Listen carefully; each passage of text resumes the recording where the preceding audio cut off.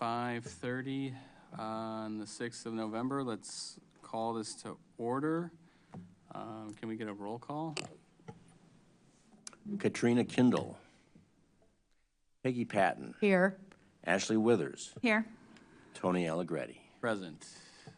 I believe we have a quorum.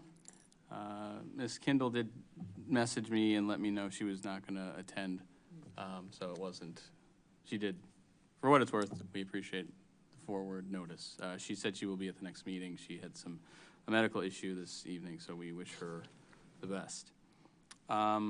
Let's move on to B, approval of the agenda. I think there's one, well, no, we're going to leave it the same now. Unless there are any motions to amend the agenda, I take a motion to approve the agenda that's been circulated. So moved. Oops. So moved. You have a second? Second. All right, I think we can vote by affirmation. All in favor? Aye. Motion carries. Agenda is approved. We'll move to C, approval of minutes from previous meeting, September 25th of 2024. Those were attached to the agenda. Are there any corrections or amendments? Doesn't appear to be. I'd take a motion to approve. Make a motion to approve the minutes from the September 25th meeting. I'll second that. Okay, I'll vote by affirmation. All in favor? Aye. Aye. Motion carries. Minutes from the 25th are approved. I did want to mention, it's not a change in the minutes, but under unfinished business, when we talked about whether Mayor Marlin had appointed Tony as chair, and she hadn't as of our last meeting, but as you all know, she has since, so congratulations, Tony. Oh, thank you, Peggy. Thank you. Okay, we'll move to public input. We don't have anyone in the gallery. I don't believe there'll be any public input this evening. With that, we'll move to unfinished business, section E. E1 is the social media policy process authorization. I spoke with Carla. We had reached out to the city, or specifically the police department, for discussion or a presentation on the policy in general, unrelated to previous instances of social media usage by the department. They were unable to put something together on short notice, but it's my understanding they'll have something ready for the February 25th meeting, as well as TASER. We'll do TASER reviews at that time as well, so we will discuss that. I'd encourage everyone to review the social media policy of the department. There is a separate media policy for the rest of the city as well. Feel free to look at that as well. But I just wanted to let everybody know that I did place the complete police policy manual in the portal, so it'll be there for any time there's a discussion on policies. You have access to all of them. great. Thanks, Carla. That's still available on the website as well. It is, but I just, on Peggy's recommendation, she said it would be easier for everybody to access it quickly if it was in the portal, so I Okay. did that. Great. Thank you, Carla. So we'll take that up next meeting. The comments from the chief and the deputy chief about the previous social media usage was also available on the website. If you haven't had a chance, watch that as well. Though it'll be more about the policy than specific instances of posting. So with that, we'll move on from E1 unless there's any other discussion about social media policy. Okay. We'll move to frequency of meetings. Tom passed around a survey. Kudos to those who were more diligent in responding. I apologize for my lack of doing that, but we did get a result. I don't know if there was a clear mandate here as to when we wanted to have meetings, and Tom, can you explain So what you're looking at, if you still have it in front of you, Yeah. is a ranked choice voting. So of the vote totals, if you start left to right, the first choice, 2 people voted for option C. okay, For the second choice, 2 more people voted for option C. Now, that doesn't mean you must go with that, because it was simply a survey, but that might be a place to start a motion, and then you can potentially amend your motion. okay. That's what I thought that meant. I just wanted to clarify. So that had the most first and second choice selections was option C, so then, and then it's kind of all over the map for the rest. So this would be, that February meeting that we were proposing to have set would be the first one, April, June, August. So this is somewhat summer-heavy, but then it avoids probably the December meeting. We can probably thread the needle around the holidays. And this is also, I mean, we can add additional meetings if we'd like. So this might be a good skeleton. Yeah. Does anyone have any, does anyone want to use something besides option C? Which is February, April, June, August, October, and December, right? Is it? Yeah. Option C is, yes. Yeah, so 6. And I thought we talked about, you know, if we added a couple meetings as this model would to our regularly 4 meetings, we could always cancel if it turned out we didn't have enough to, To discuss. yeah. But in addition to the deciding which model to move with, I think it would be helpful to talk about what it is we hope to do with an additional meeting or 2. You know, because, I mean, that certainly influences my thoughts about whether, how many and if additional meetings are needed. But Well, I mean, we can, go ahead, Peggy. I mean, in just a general way, I mean, I've have often thought that the whole area of the ordinance that talks about spending more time on community engagement around policing, not passively, not showing up to farmers markets and such, but actually being more proactive and having set aside times for the public to engage with the public on their experiences with policing. I feel like that's a huge area that we haven't done anything with, and that could easily take up, you know, if that were, and we'd have to talk about how we would want that structured. I've gone to a couple NACOL meetings where they talk about how they do it in other areas, but this is our area, and, you know, could think about how we might do that. But a way to sort of formally listen to the public's ideas about public safety and police procedures. So, I mean, that was what was behind my thinking of the need for more than quarterly meetings. Okay. It just seems like pretty spread out. So holding a meeting open, I mean, the public is open to these meetings, but you mean having some more of a formal, Right, a formal invitation and a formal area of discussion. I mean, maybe where it'd be set up so that it's more deliberate, the discussion items are more deliberate, maybe led, facilitated. That would require us to talk about it. I can share what this NACOL webinar I went to, what they were doing that they found helpful, which may not apply to us, but yes, something more than just, you can show up and share your views, because clearly not that many people take advantage of that. But if there was something structured where they felt like, you know, more of a dialogue, you mean? Okay. a structured dialogue. Something like maybe a town hall where you invite the police and the community and the CPRB is facilitating, something like that? Right. Formally or informally. I mean, some places have done it very formally, where you actually have roundtable discussions, and others it's more informal, but it's a set-aside time. And in some cases, at least in NACOL's case, police officers were invited, in some cases they weren't. You know, there would be 2 different opportunities, separate opportunities, so that the public sometime, you know, would know that members of the police would be here to hear things, and other times they'd know that they would not. But again, this is for us to talk about. I mean, that would take a lot of thinking about it in advance and Yeah. coming with some ideas on how we'd like to structure that. I think it could also be an opportunity, I mean, like what we have with the social media policy, maybe just having presentations by the police on certain areas that they deal with. This is one idea where they just come present.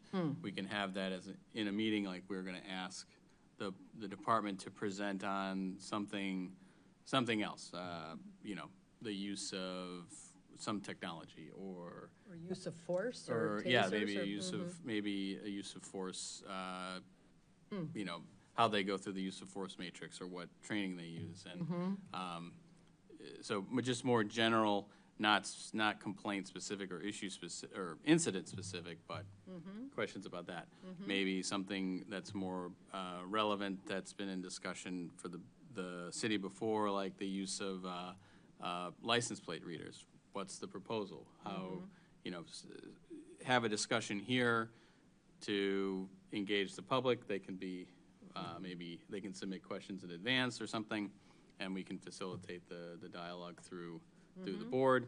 So then maybe that's something we could do, or something else. It doesn't have to be technology. It can be, I don't know, just a walkthrough of something.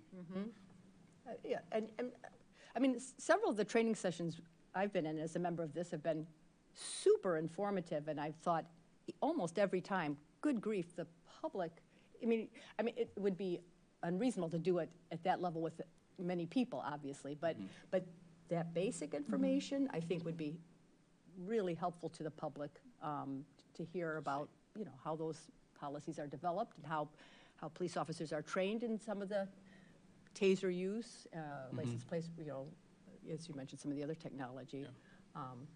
Yeah, the taser training definitely gives you a better appreciation of when it's being used and how it defers people from getting hurt. And, so yeah, that's an idea as well. So do we think option C, we can, that gives us that option to build that into one of the meetings?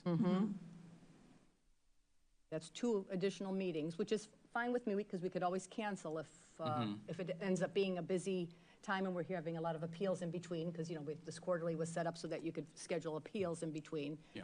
And last year, or the year before, we did have quite a few appeal nights, but last year we did not, so. And, I mean, it's every 2 months,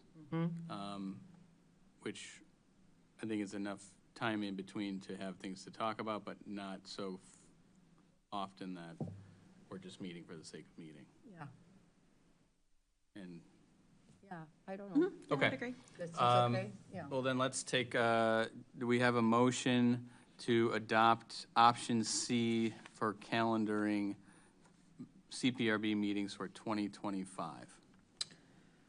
I will make a motion to go with option C, which would mean us meeting February, April, June, August, October, and December of 2025. And I'll second that. Okay, we can vote by affirmation on that. All in favor? Aye. All against? There are none. Motion carries, so we'll adopt option C as the meeting schedule for 2025 with dates to be, actual firm dates to be set in the future. But we'll meet 6 times. The plan will be to meet 6 times next month, every other month, or 6 times next year, every other month. Talk at some point about how we might want to structure Yeah. these police Those meetings. dialogues. Okay. Yeah, so, Tom, thanks for setting up the poll and using ranked choice voting, everyone's favorite ranked choice voting option, everyone's favorite voting option on this board. See more of that. Yeah. I do have a question. Are you going to use the same timeframe as 5:30 start and the 4th Wednesday of the month? I think Are you going to keep that consistent? that should be Yeah, I think fine. That should tends to work. Okay.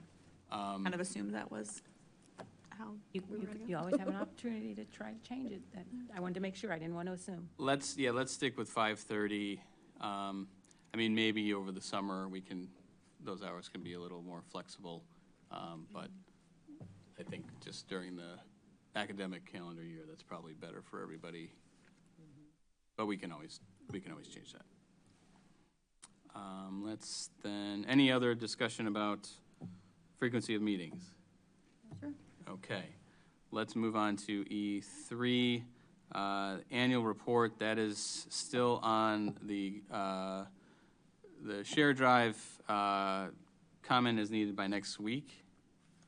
We would have liked to have had it by this week, but there have been some challenges with the document. And so as folks go in there, I'm recommending that, that they save their changes that they put in, save it to their hard drive, and send me a copy of those changes, so that if they don't save into the document, we can at least put them in later. Okay.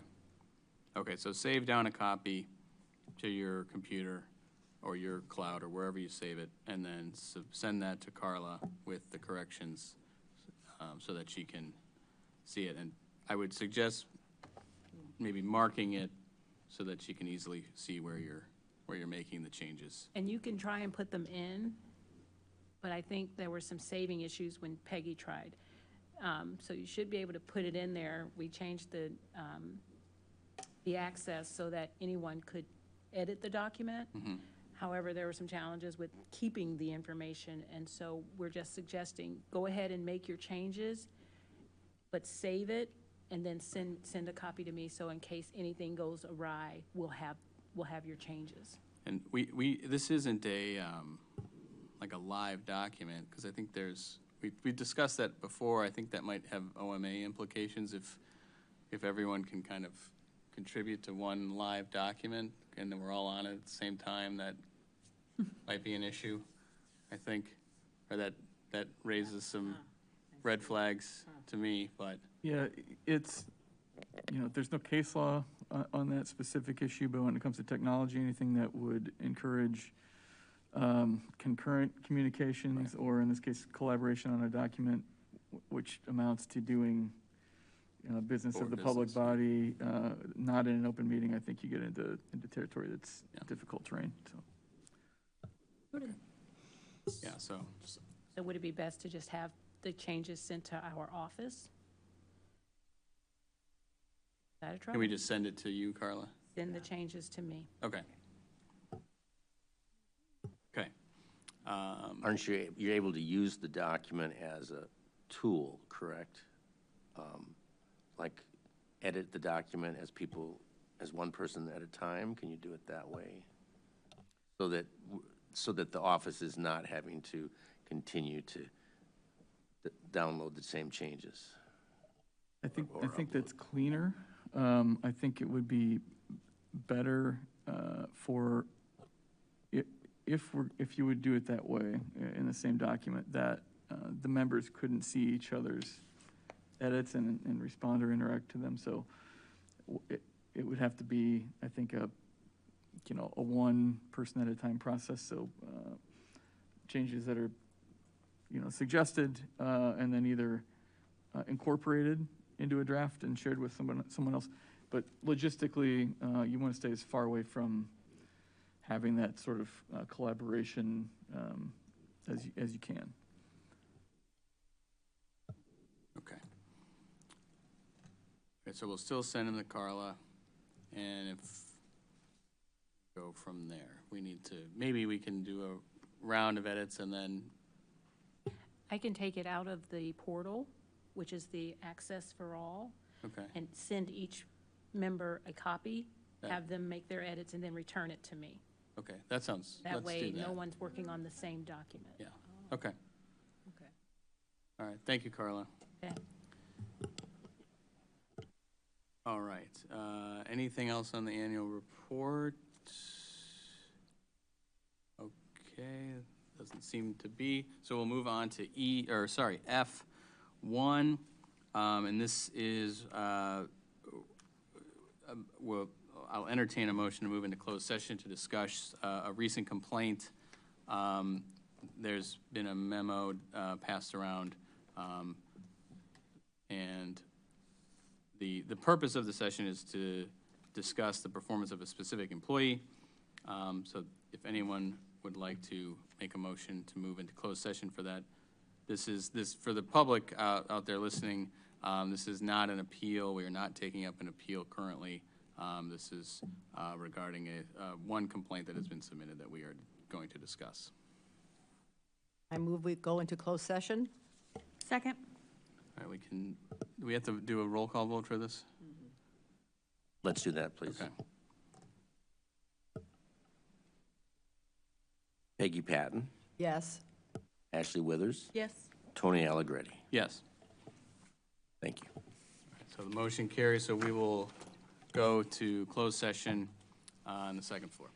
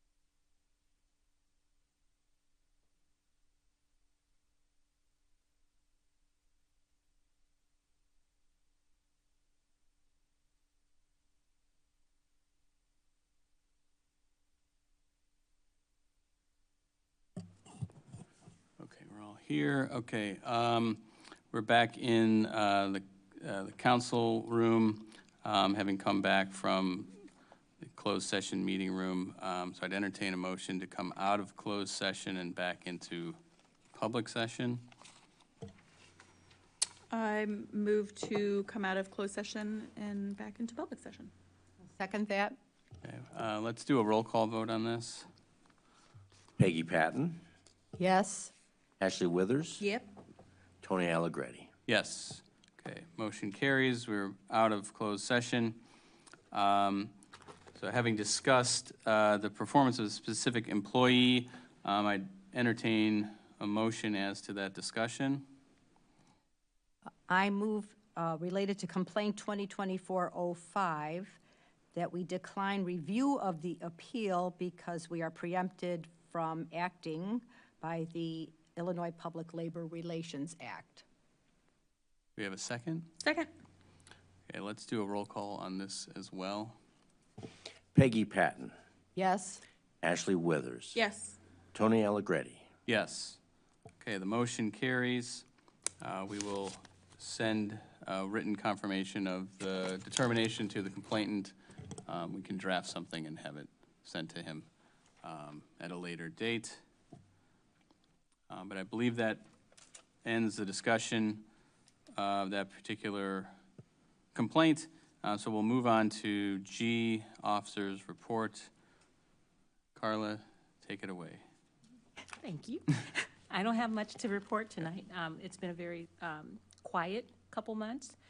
Most of the time has been spent working with the chair, trying to get back to, get our agenda together, things we need to get on the agenda, either tonight or in future meetings. But we haven't had any activities, any outreach activities.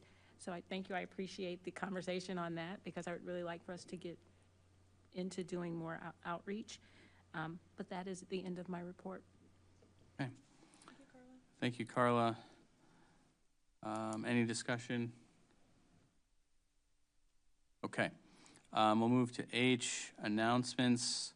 The board has 3 vacancies. I don't believe we've had any applications since the last meeting. You can apply online. If you have questions, feel free to discuss that with any of us about what it's like to be on the board. We'd be happy to discuss with you, one-on-one, of course. So yes, there are still 3 vacancies, and we would love to add new residents to the board. Can I ask, I know there haven't been any applications since our last meeting, but have there been any applications rejected in the last year? I mean, I don't know if you have that off. Because I know that doesn't come to our attention when applications come in and are rejected. Applications are rejected for the CPRB board. We haven't had any. We haven't had any come in Did we? for either rejection or acceptance. In like a year's time or something, I mean, quite a while then. Yeah, it's been a while. Do we? 2 years? Do we keep the prior applications? Those prior applications are kept in the mayor's office because all of them go through their office. There have been opportunity where we could go and look at some to see if someone wasn't eligible for one board, they might be eligible for another.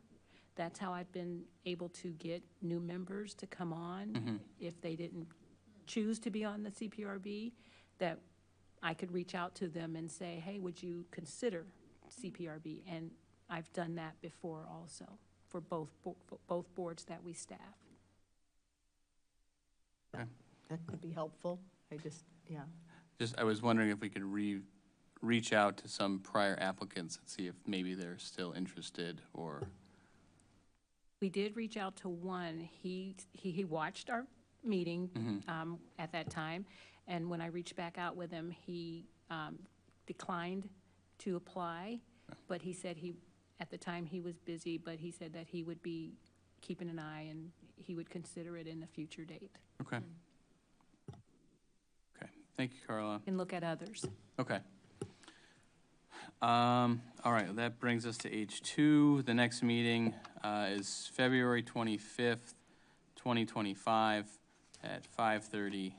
And if I may clarify, Yeah, when I was looking at the calendar, the Wednesday is actually February 26th.